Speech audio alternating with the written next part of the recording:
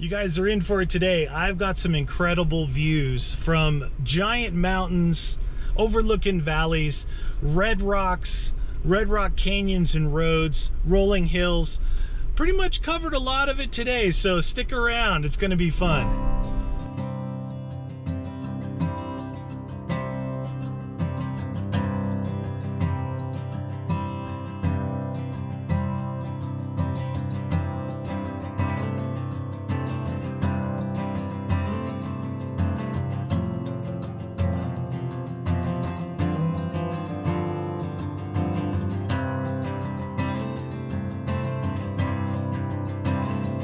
Well, I found this really cool trail. It's all red rock, red dirt, red rock canyons, rocks, little step ups. But it is a lot of fun. It is a lot of fun. So I still haven't upgraded my tires. If you ask any of the experts or the seasoned touring, off-roading, overlanding folk, they will tell you, what is the first upgrade that you should do to your stock vehicle to get it more capable off-road? Safety, security, fun, all of that stuff. They're all gonna tell you tires. Tires is number one. Maybe after that, suspension. But tires is everything. Tires, they're always touching the ground that you're driving on. And it's the one thing that I haven't done. It's teaching me to drive a lot more cautious, which is probably good as I learn the capabilities of the Land Cruiser. Toyota life! Oh, I've been waiting to say that. So, but it's not, there's nothing that stopped me. There's nothing that, I mean, there was some soft sand, there's some rock steps, there's a lot of different stuff. It's doing really good. I have it in true four-wheel drive, got the center diff locked. I actually have it in 4 low because I'm going a lot slower, and that way I'm able to use some engine brake. Put it in manual low, and going down these hills, I don't have to ride the brakes. It's one thing you don't want to do if you're on hilly tracks. You don't have to ride the brakes. Those diesel guys, they got all the engine brake you can hang with, but if you got your petrol, your gasoline engine, if you've got it in 4 low and you have the ability to shift, this I can go from low to second to third to fourth to drive. So you can put that thing in low and it'll slow you down going down these hills. So you can work with it. You don't have to have a diesel to utilize engine braking. It's so important that you don't ride your brakes all the time, heat them up. Plus, brakes do not like to be, they like to be on or off. The best thing you can do to your brakes is apply them hard, not ride them. That's terrible. You glaze up the rotors with your pads. It's really bad, but this is a really fun track. Today I decided just to take off and go for a road trip. There was no real destination in mind. I really just wanted to get out and lay some miles down on the road, and turned out I decided to go up and over a mountain and go through a nice little mountain town, drop down into another valley, and eventually make my way over in the Red Rock area in and around Sedona, Arizona. And I found some fun little tracks to do back in here. Pretty warm day. This, as you can see, is more of a desert environment here. Some really neat trees though. They got to be tough, right? They got to be tough because it's few and far between when they see water, but they're really neat, really unique looking. The bark and how green it is still. It's amazing how green the trees are, especially against this really red dirt, and some really nice rocks here. I've got just mountains and valleys for as far as you can see going that way. In the distance there, I'm not sure if the camera is picking it up, but in the distance there, the biggest mountain you can see in the far distance, that's the one I came up and over to get here. So a couple hundred, well, no, 150 miles in right now.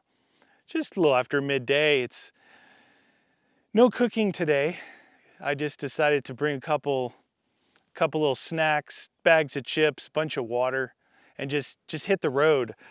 This is one of those things, you know, my last trip was kind of semi-planned out. I look for a destination and try and adventure to it and also do some cooking. But today was just, something felt different today. It was just one of those things. I didn't want to pre-plan. I didn't want to have to think ahead. Honestly, I didn't really want to have to think about anything. I just wanted to get out on the road and see where it takes me. And sometimes that's more relaxing than anything. Sometimes when you have to plan and pre-plan and look like you're trying to stick to a schedule and a destination, all that, it's like bringing regular life into the adventure. So once in a while, it's good to just set out, just pick a direction. That's what I did. I picked a direction. I said, east. I'm heading east. So I headed east. And so far, this is where I'm at. I'm gonna play around in these hills with the Land Cruiser here. I still haven't gotten the tires for it yet. Still running those road tires, the regular, you know, street tires on it. I got some ideas for the mods that I want to do for the Land Cruiser. I found a bumper. I found a front bumper for it. Now, the only damage on the vehicle is the front bumper. It's got damage on the lower right side, and the rear bumper, which is great. It gives me an excuse to pull them off and throw them away and put on some metal bumpers where I could possibly put a winch on the front, and on the back, really the main thing would be possibly a tire carrier. Get that tire out from underneath, because it's one of the lowest hanging things at the back of the car. So hanging that off the back would be good. It does put some a lot more weight behind the axle, up in the air and farther back, but we'll see. We'll see. I haven't decided on that, but I think I've committed to a front bumper. And then this is a perfect example, right where I'm at now. There's not a lot of shade out here. You see how these trees are short, 6, 8 feet tall. There's a valley behind me here. So those are a little bit taller down there, but you got to watch out. This is a snake area. A lot of cactus around. Pretty cool looking cactus. So it really tells me I need to get the ability to mount my awning on there. I have an awning. It's on the Jeep right now. And I like that awning a lot. It's a 270 awning. If you don't know what that 270 awning means, it basically goes down the whole driver's side. It spans out, and then it wraps around the back. So 270 degrees. So the whole driver's side, from about the driver's door back, and then wraps around the back. So it's big, it's heavy, it's expensive, but it gives you a lot of shade. I have no way to mount it on here.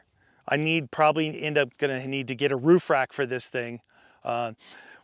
My dilemma with a roof rack is this. I'm not big on throwing a lot of things on the roof. I've had a roof rack on the Jeep forever. Since I first bought it, I put it on. And the only thing I have up there is a box where I keep recovery gear. I don't put anything else up there. I had put something up there that I had to transport. Wow, I could feel the difference just putting all that weight so high. So it's hard to justify the purchase of a nice roof rack if I'm not gonna put anything else up there. Mount the awning. I mean, the only thing I can think of is with this vehicle, probably gonna need to get some sort of traction boards, like a Max Track board. I could mount those up there because if you use them, they get really dirty and you don't wanna throw those inside. So possibly that up there. I don't know what else. I guess we'll have to wait and see, but it's been exciting, fun day so far, just relaxing, adventuring around. A lot of actual road driving to get over here, but show you those views. It was just gorgeous going up and over the hills. Behind the scenes. Just a quick note from editing Chris. Whenever you see this angle, this camera angle here, you see the microphone on my chest. The microphone did not work. This is all GoPro audio, so I didn't know till I got home. It sounds bad. I'm working on it. I went ahead and took care of that with a sledgehammer. I'm going to keep working on it, but anytime you see this camera angle, bear with the audio. I just had to walk back and get the GoPro that I had to drive through the the little dry creek with the rocks. And if you don't see a lot of driving by camera shots, you know, it's one of two things. One, it's really hot, or two, I'm being lazy. But today, interestingly enough, I'm actually off-roading with the air conditioning on, and I haven't done that for a long time. I've got the it on to recirculate, so hopefully it's drawing in air from inside the cabin. But when I walk back to get the camera, I roll the driver's window down just in case. I don't know if these doors are gonna lock or what. You never know. I don't want to be locked out because I leave the car running. And of course, I've been out here for hours. I haven't seen anyone. And some jackalope drives by me in a Jeep. Had to be a Jeep guy, right? With all kinds of writing on the side like he's some kind of professional tourer. He drives by me, you know, like waves, but when I drive by someone, I drive by them really slow. If they're parked, if you're passing them, whatever. Because I've had people throw rocks and all this stuff. Anyway, he drives by fairly quickly, and I have my window down for the, you know, and he just got dirt all inside my truck. It's just like, man, be mindful of other people. Like I am, right? I can be a jerk. I could be a jerk, just like, yeah, man, I'm off-road and I can do what I want, man. I don't have to act like a tough guy either, you know what I mean? This guy goes by in his stupid Jeep, throwing dirt all in my truck. Whatever. I saw him coming, I'm like, oh no, my window's down. It's not that big of a deal because I've off-roaded, you know, 10 hours straight with the window down, but oh, it's just a nightmare cleaning inside. All the really light. See, we haven't had rain in a long time here.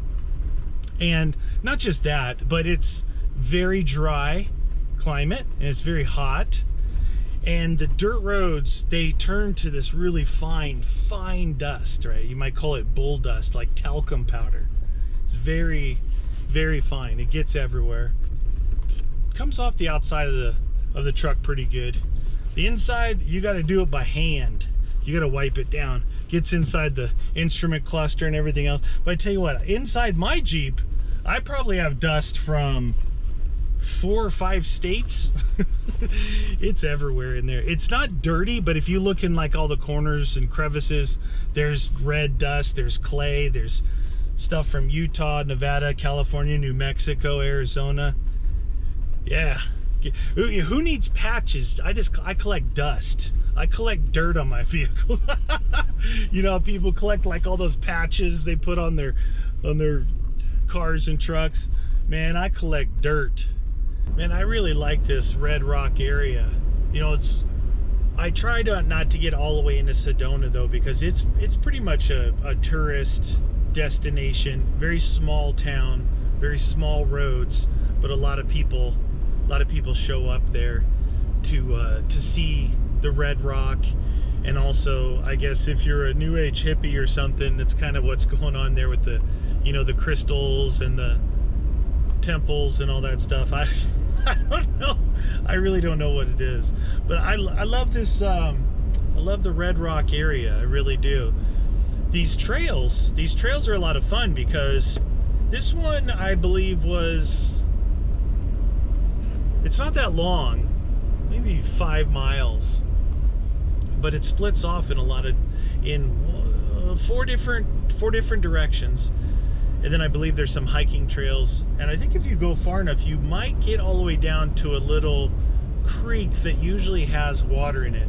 I didn't go that way today, but super fun, super fun.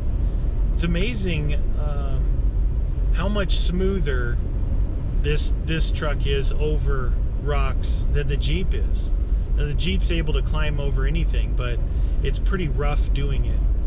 You know, it's got big, heavy, bulky suspension designed for strength, and it's just not very smooth. Where this one is kind of like designed, it's definitely designed to off-road, but you know, it's got factory suspension on it, which is soft and it's adjustable. But most people, you know, drive a high percentage of the time on the street. where you want your suspension to be comfortable. But this thing strikes a pretty good balance off-road. I find that it's able to go through it without bouncing around, being too soft, but it's also not so darn stiff that you're getting beat up by every rock you go over. But you do have to be more careful, because where the Jeep you can go up and over a rock, this one will tend to spring down a little bit, and you could hit on your rocker panels, you know, below your doors. You want to be careful that you got to roll over a little bit slower. So I'm going to head off. I'm heading away from Sedona. I want to see if I can get back up and over some mountain ranges here and get into maybe some rolling hills, because the last time I went into these hills over here, it was all green, but I see that things are turning brown. It's been a lot of sun, no water. As we get deeper into the summer, everything kind of goes brown out here until we get our monsoons towards the end of summer, and then it's on. I want to come over to this area during monsoon season. I think it'd be a lot of fun. There's gonna be a lot of mud, red mud. It'll be good. Well, I made my way back over to, I came across a couple mountain ranges, and I made my way back over to my glorious green flowing rolling hills, and they're all brown. I guess summertime is officially hit. Kind of looks like this is a neat area. You got these wide fields and then just these really cool kind of dome-shaped trees, like one tree. And out here there's a fair amount of free grazing cattle, and you'll see they'll all collect under those trees. There's no shade out here, so I definitely need to make some movements towards getting myself an awning, because I like to stop, kind of do whatever in the shade, you know, make some food, have a cold drink, just relax. But around here you need to make your own shade. Well, I made it back over the mountains on a different path. Oh, it's been a super fun day, but pretty long day. I'm out in these rolling hills now that used to be green. Now they're brown. That's the lack of water and dry and a lot of sun. It's still pretty neat though. Like today's such an interesting day to be able to go from so many different areas, what everything looks like, your surroundings. And I like that. I think that's a good adventure, to be able to see a lot of different things. I mean, like I said before, I love the desert. I love the forest. You know, huge fan of the mountains, like high desert and forest in the mountains. I could spend the day in the desert. You know, when I go target shooting, it's always out in the desert. And I usually spend, you know, half a day out doing that.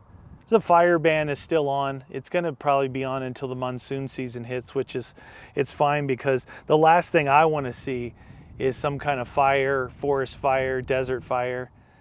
It ravages, just destroys the areas. It is a natural occurrence. It does, some areas, some plants, some things get rejuvenated and they actually need that, but you never want to see it. You never want to see it happen. Destroy your favorite area to go off-roading. But the wind's picked up back over here on the other side of the mountain range, so maybe those mountains were blocking the wind. I said it had been going all week. I'm back on the same side of the mountain range as where I live, and it's windy, so maybe the wind never did stop. It was interesting. It had been going all week since picked up last Friday when I was making that video. And that time I was up on top of that plateau up there. You know, I had worked my way up from the valley like I showed on the video. Today was just no plans. I had no plans. I just headed out in a direction to see if something came up. I just wanted to go for a drive, really. That's why I didn't bring any food.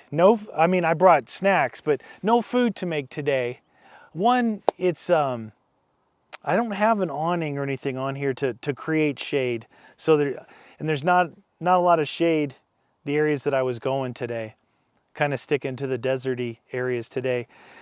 But it had some ideas come from when I was live streaming. I think it was Tina and Red maybe talked about making grilled pizza, like pizza on that grill, you know. And then we started talking about, other people were talking about tacos, and we started talking about maybe making, and I might do this, a taco pizza. So basically probably the pizza dough, like a little thing of pizza dough, and then maybe some al pastor meat and some hot sauce instead of pizza sauce.